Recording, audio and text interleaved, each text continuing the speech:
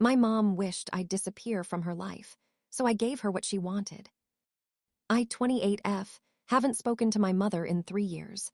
Last week, she showed up at my workplace sobbing, and I had security escort her out. Now the family is calling me cruel. Here's why I don't feel bad. Growing up, I was the difficult child. My older sister Emma, 31F, was perfect straight as, cheerleader, married her high school sweetheart. I was awkward, bookish, gay, and apparently an endless disappointment.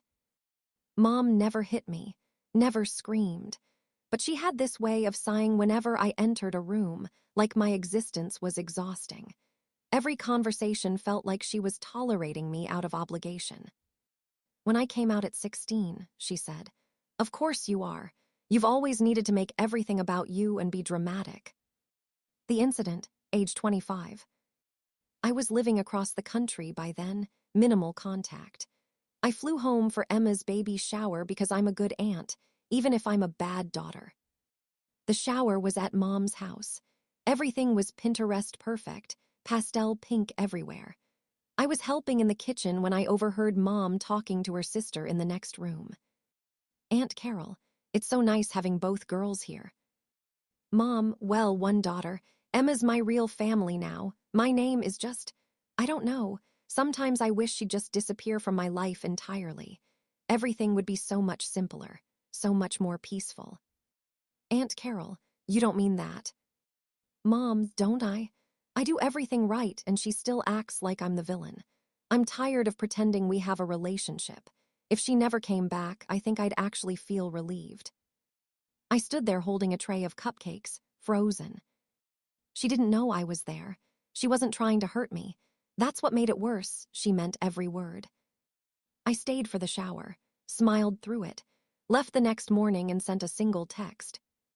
"You said you wished I'd disappear from your life. I'm granting that wish. Don't contact me, I'm done." I blocked her number, blocked her on everything, blocked most of the family who I knew would become her flying monkeys. I kept Emma unblocked because of my niece, but I told her, "I will be in your life and niece's life if you want me, but Mom is dead to me. Don't pass messages. Don't try to fix this. Those are my boundaries." Emma cried but respected it. Radio silence from Mom for the first 6 months. Then she started trying. Emails I filtered to trash. Cards sent to my old address. I'd moved. Messages through Emma, which Emma refused to deliver. A Facebook message from a fake account, blocked. I changed jobs, moved cities again, and lived my life. I went to therapy. I met my now fiancé, 29F. I got promoted twice. I adopted a dog. I was happy. Meanwhile, through Emma, I heard Mom was struggling. She told everyone I'd abandoned her for no reason, that she was a victim of a cruel, ungrateful daughter. Emma, to her credit, told her the truth. "She heard what you said. She's just doing what you asked for."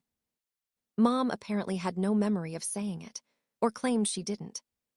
Last week, I'm a project manager at a tech company. I was in a meeting when my assistant knocked unusual because she knows not to interrupt. "There's a woman in the lobby claiming to be your mother," she whispered. "She's crying and won't leave. She says it's an emergency." My blood went cold. "What kind of emergency?" "She won't say, just that she needs to see you."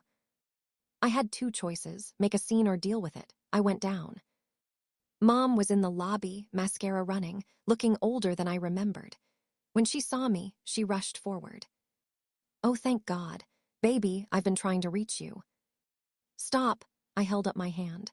"What's the emergency? Is Emma okay? Is niece okay?" "They're fine, but..." "Then there's no emergency. You need to leave." "Please, just 5 minutes. I'm your mother." "No, you're a woman who wished I'd disappear. I disappeared. You don't get to undo that now." She grabbed my arm. "I never said that. You're remembering wrong." "I heard you. Aunt Carol heard you. You said your life would be simpler and more peaceful if I was gone, so I made your life simple. You're welcome." "I didn't mean it." "You meant it enough to say it out loud when you thought I couldn't hear." She was full-on sobbing now.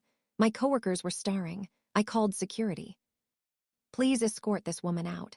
If she returns, call the police. The look on her face as security walked her out, like I'd physically struck her. My phone, which Emma still has the number for, has been blowing up. Extended family members I haven't heard from in years.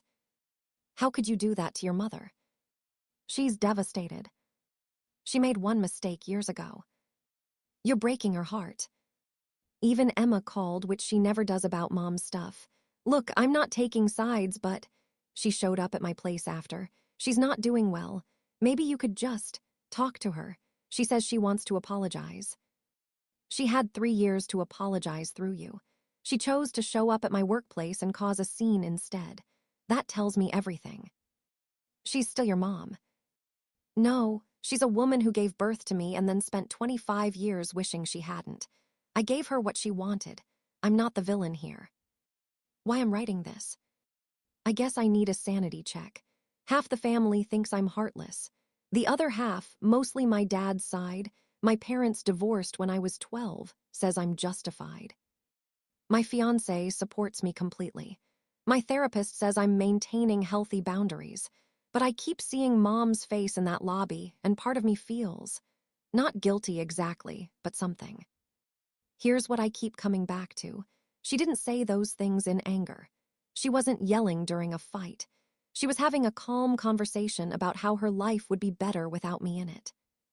You don't come back from that. You don't get to unring that bell.